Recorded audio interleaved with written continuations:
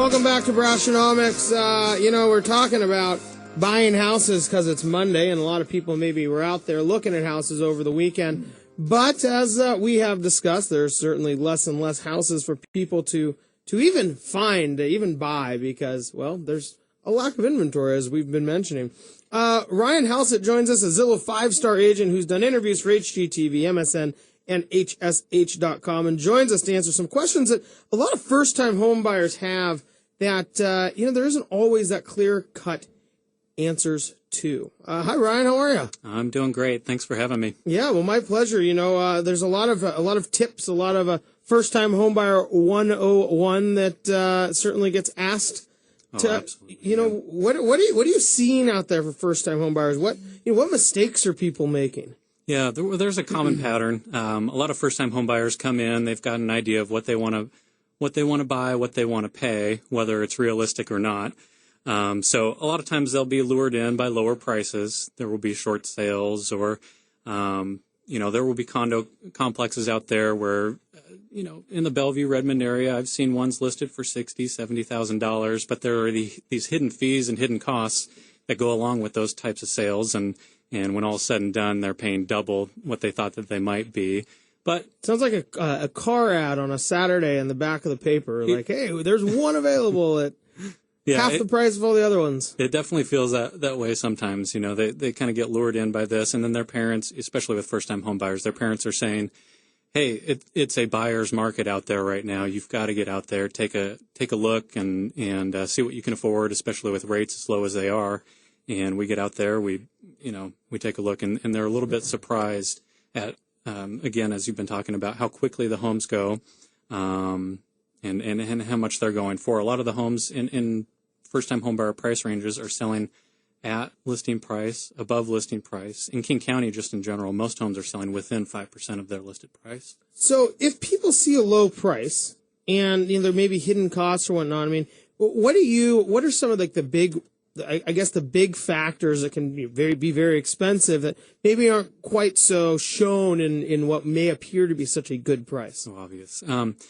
Well, with short sales, for example, there really is no guarantee at what the bank is going to accept. With a short sale, the seller's selling it for less than what they owe, and a listing agent can really list it for whatever they'd like to. So a $300,000 home, in order to just solicit an offer, they may list it for $200,000. That might look great to a first-time home buyer who that fits within their range, but when push comes to shove, 12 weeks later, when they actually get an approval for that short sale, it comes in at $300,000, and then they're out of luck. Or, for example, with condos, if there are large assessments that pop up, or that can pop up, there's mold, or roofs that need to be replaced that haven't been done yet, but they're on the docket.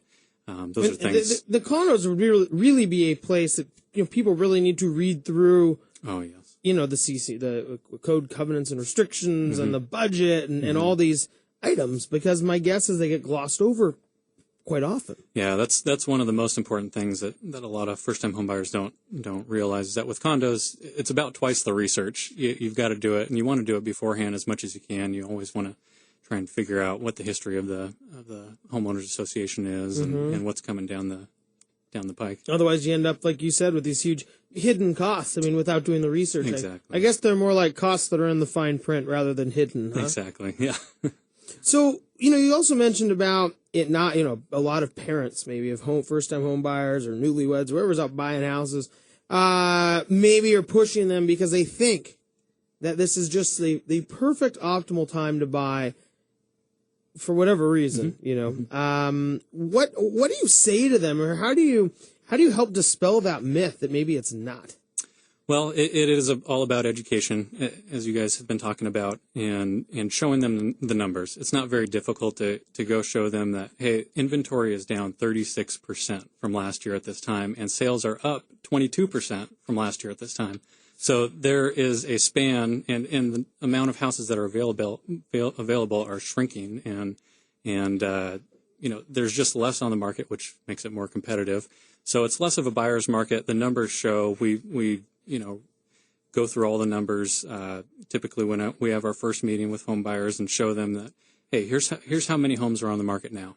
here's how many months it would actually take to sell all these homes. And right now, it is very, very clear that it is a seller's market. It's indisputable. So how long should a maybe first-time home buyers out there, how long should they think it may take for them to buy? Because, people have leases or maybe whatever, they're probably living somewhere. Yep. You know, so they have this time frame that has to be met or what type of pressure, do people need to feel as far as how much time it could take, should take, would take? Yeah, because some people there's leases that are expiring. And so the National Association of Realtors, they come out with those numbers every year. This past year, about 3 months is the average it takes for first-time home buyers to actually find a home. And I love when they come out with their numbers and about a year later they're like, well, that wasn't exactly true. That was last year. Yeah, they were good at that for a little while. I would say with me, it was probably 4 to 6 months last year is how long people were taking. Right now, it's taking a few weeks. Yeah. And people are trying to cram in as many homes as they can. I actually went through all my numbers and tracked all my home tours. It was about 17 homes per client that they looked at. Some of them, God bless them, they looked at 60 homes. Some of them looked at 3 and they made an offer. But the average was about 17. And that kind of lines up with the Association of Realtors. They said it was about 12 homes before he actually made an offer. So you're like in the flesh proof that maybe what they're saying is somewhat accurate. Yeah. It's pretty accurate. And a lot of people are out looking at homes on their own, and the internet makes it so much easier to filter out, homes as well. Which that's good for sellers to know. If your home isn't looking good online, then we're not coming to see it. Yeah. Do you think that, so when you start thinking, I guess is how fast can you get your 17 houses in or your 30 houses in? I guess people can commit to doing it as fast as they want and it really will just depend on, what they're willing to do to get the house they may want. Yeah. From the first meeting, typically you can tell how motivated folks are, and some people want to get out there and look at 8 houses the first weekend, and some people, they'll take 6 months to a year and to look at a home, and those folks I consider less clients after a while and more friends that we like to just go look at homes with. So, and such good ones at that, Yes. you get to drive them around. They're like the perfect friend, right? Yeah. Man, or you're like the perfect friend to them, maybe. Yeah. The gas prices around where they are.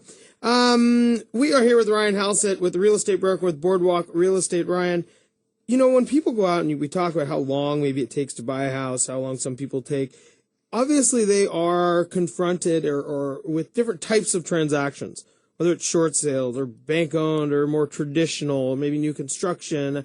How does that tie into maybe the time frame by which somebody should really be able to feel comfortable about moving into a house? Mm-hmm. As you mentioned earlier, everybody wants a deal. So almost every first-time home buyer will come to me and say, I want to look at short sales, until I tell them that my last short sale took me 10 months to close. So I always tell them you've got to be flexible and with short sales, because you just don't know how they're going to end up. But minimum 4 months is what I tell them, up to 10, 11 months, I think, is the longest one that I've done. So you can get, I generally tell them you can get a little bit of a deal with a short sale, not as good of a deal generally as a bank own, which you can still negotiate on a little bit. But with bank own, they've already sent out an appraiser. They've already had a real estate agent take a look at the home. They know what it's worth, even with repairs, even if it's the worst smelly home you've ever walked into. They know what it's worth and what it's worth and what it's going to sell for. And then with the normal resales, generally, sellers are getting better at pricing their homes. And so a lot of them are able to price it right now, and they're selling close to their listing price. That's good. It's good to see at least both sides, whether if there's too many buyers, there's too many buyers. But it seems that there is at least a melding of these buyers and selling entities where the market may be becoming a little bit more healthy. Exactly. Yeah. Ryan, what are some of the last, we do have to go to break, but what are some of those last things that maybe a new home buyer should really be looking out for? Sure. I usually have 3 tips that we talk about. One is you've got to be prepared to compete against other buyers. And that kind of leads into the next tip, number 2, which is, you want to prepare for having realistic expectations and for rejection. I've had first-time home buyers make 8 offers on homes before they finally got one to stick.